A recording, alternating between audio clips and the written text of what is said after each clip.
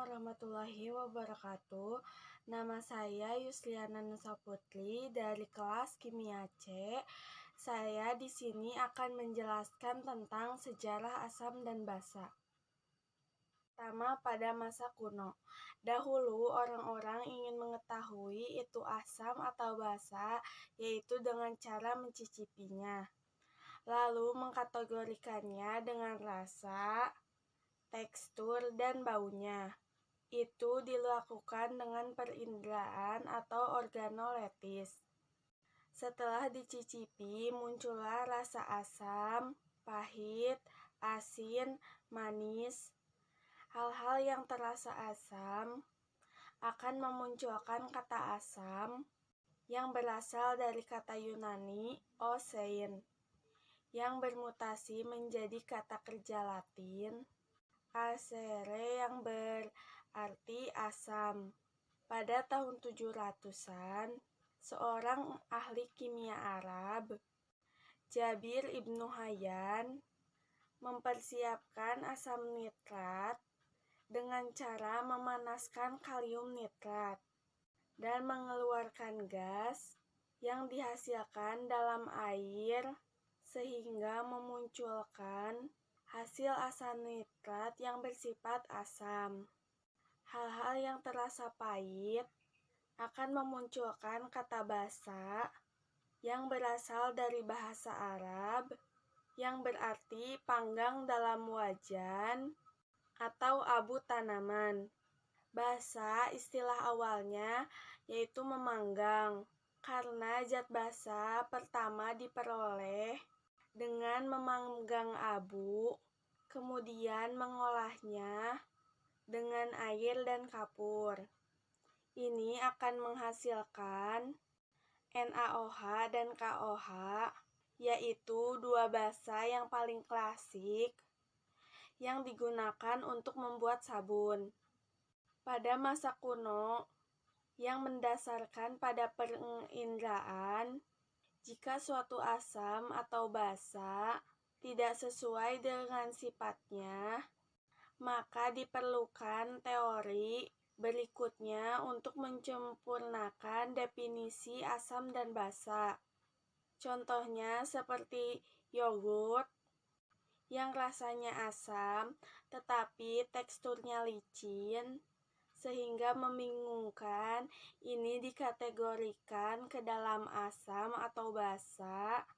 Lalu pada abad 13, ahli kimia mencampurkan asam nitrat dengan asam klorida untuk membuat aqua regia, di mana itu adalah salah satu zat yang dapat melarutkan asam.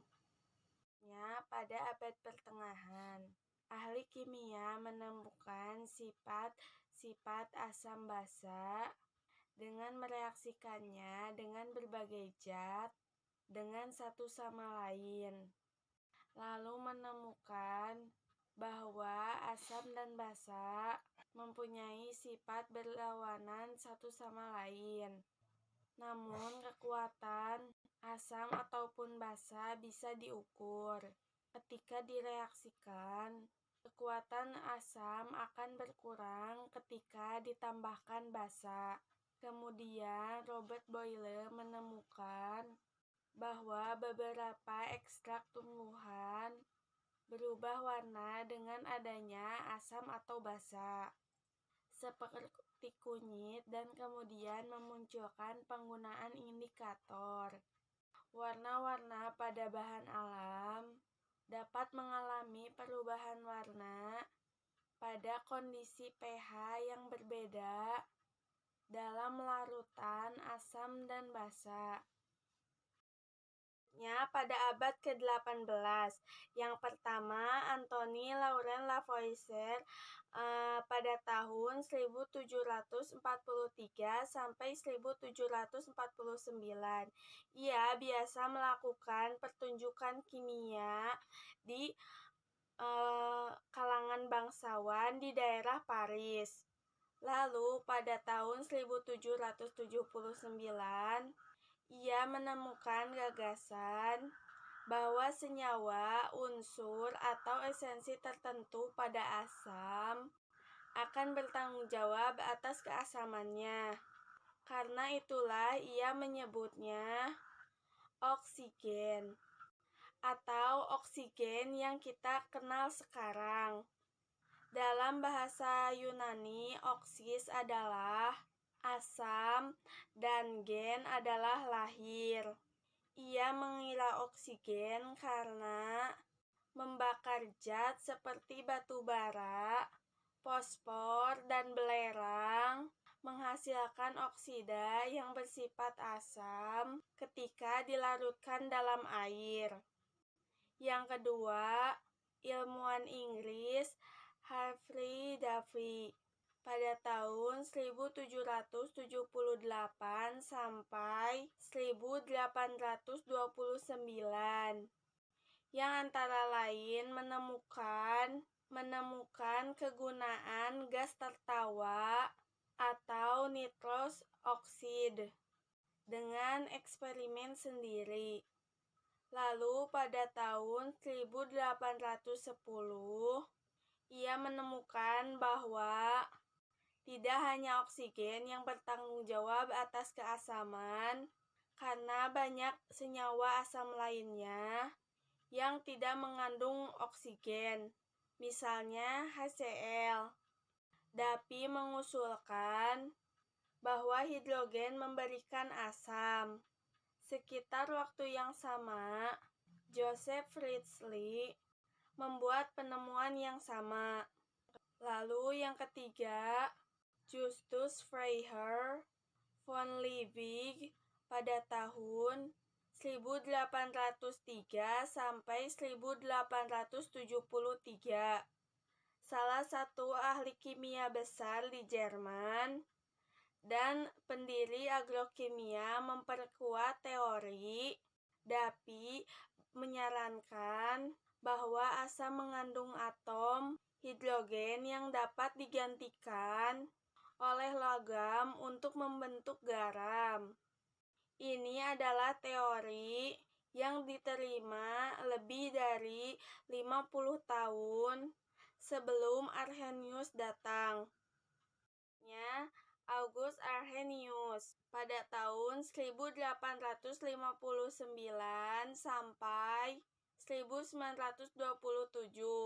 Ia adalah seseorang yang jenius yang dicemooh karena ia mengemukakan pendapat atau teori yang bertentangan dengan teori sebelumnya.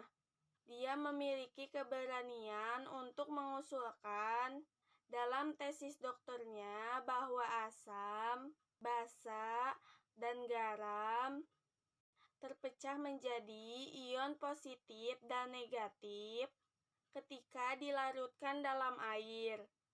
Pada tahun 1884, apa yang ia sampaikan merupakan kesalahan yang sangat besar sehingga dicemooh. Tetapi pada tahun 1903, dia terbukti benar dan mendapat hadiah Nobel. Menurut Arrhenius, definisi asam dan basa yaitu asam adalah zat yang menghasilkan kation hidrogen atau hidrogen yang bermuatan positif, sering disebut proton atau disingkat H+, ke larutan air. Dan contohnya pada gambar. Lalu basa adalah zat yang menghasilkan anion hidroksil atau OH- ke dalam larutan air. Dan contohnya dapat dilihat pada gambar di samping. Asam dan basa bereaksi dalam netralisasi dan membentuk air. H+ bereaksi dengan OH- membentuk H2O. Bronsted and Lowry terinspirasi oleh karya Arrhenius, seorang rekan Denmark bernama Johannes Nicholas Bronsted, dan secara independen Seorang Inggris bernama Thomas Martin Lowry memperluas teori asam basa pada tahun 1923. Mereka menyadari bahwa model Arrhenius tidak memperhitungkan senyawa kovalen yang berperilaku pada asam dan basa.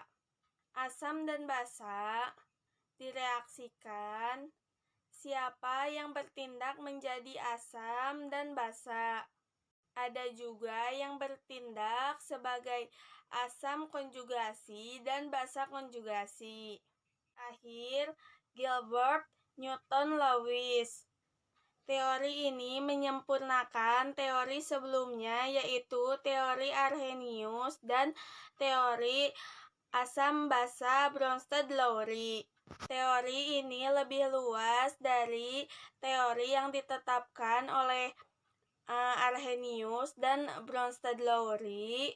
Gebrakan besar Lewis yaitu menyampaikan tentang donor pasangan elektron. Dalam model Lewis, asam adalah zat yang memiliki kulit elektron valensi yang tidak lengkap sehingga dapat menerima PeB. Dan basa adalah zat yang memiliki PeB dan dapat didonorkan. Sekian penjelasan sejarah asam dan basa.